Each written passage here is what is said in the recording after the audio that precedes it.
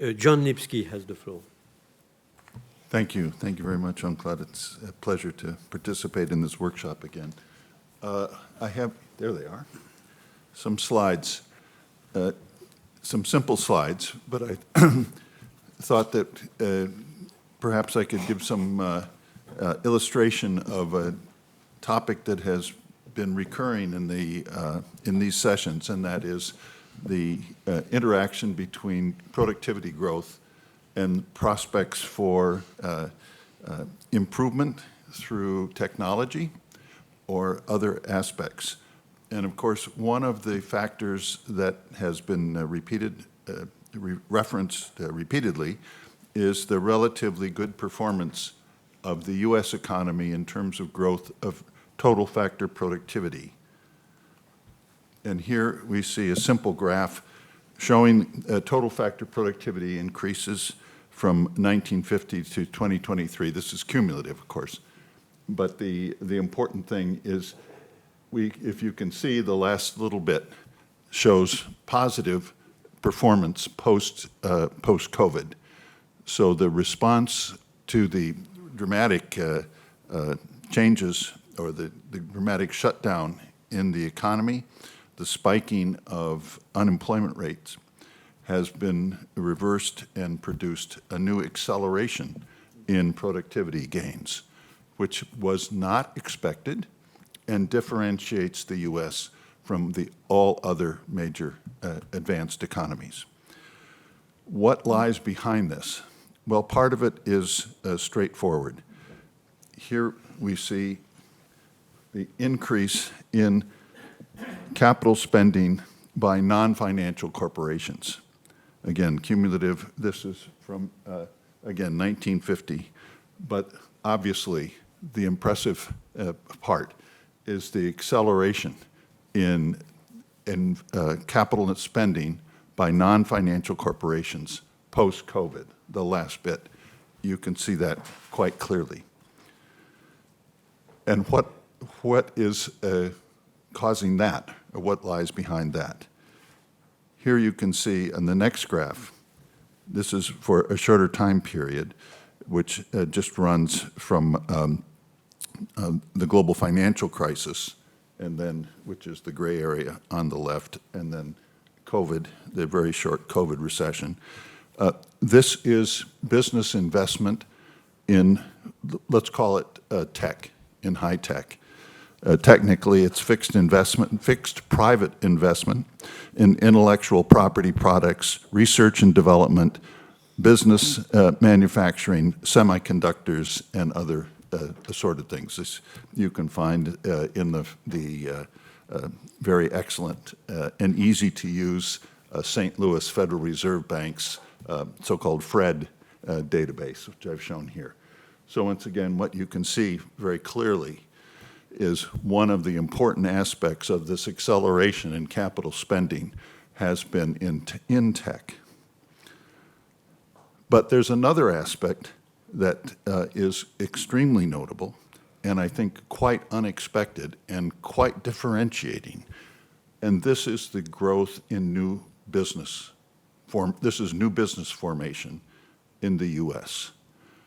And what you can see is it's absolutely skyrocketed post-COVID, something that was not anticipated, and again, absolutely differentiates the U.S. economy, not only from its recent performance, but the performance of any other advanced economy. What's going on? Well, there's one other aspect that is also notable that I think we all recognize, but seemingly haven't incorporated much into our analysis, and that is work from home as a signal of changes in the way the economy is working. Oops, it didn't go? Sorry, there we are. This is a chart produced by my friend Nick Bloom, professor at Stanford, who is essentially the world expert on work from home. What it shows you is pre-COVID, what this is graphing is U.S. full days work from home as a percentage of the total work. What it shows is pre-COVID, about 6% of U.S. work days would be classified as work from home. At its peak, it reached about 60%. But the surprise is so far it has stabilized at around 25%. In other words, on average, the average worker in the U.S. is working one day or a little bit more than one day from home, which is a rather astonishing change in business behavior and in workforce behavior in just a matter of a couple of years. Now, we'll see if this is sustained or not sustained.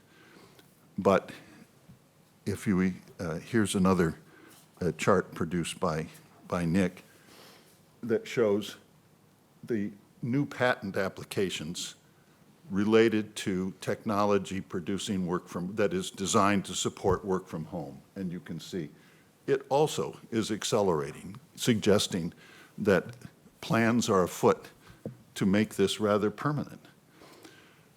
What's the message? It seems to me the message is uncertain, but strikes me as relatively straightforward. There's been an unusual amount of flexibility shown post-COVID in the U.S. economy, a confluence of events. I suspect I don't have, there's no academic research yet that would examine this.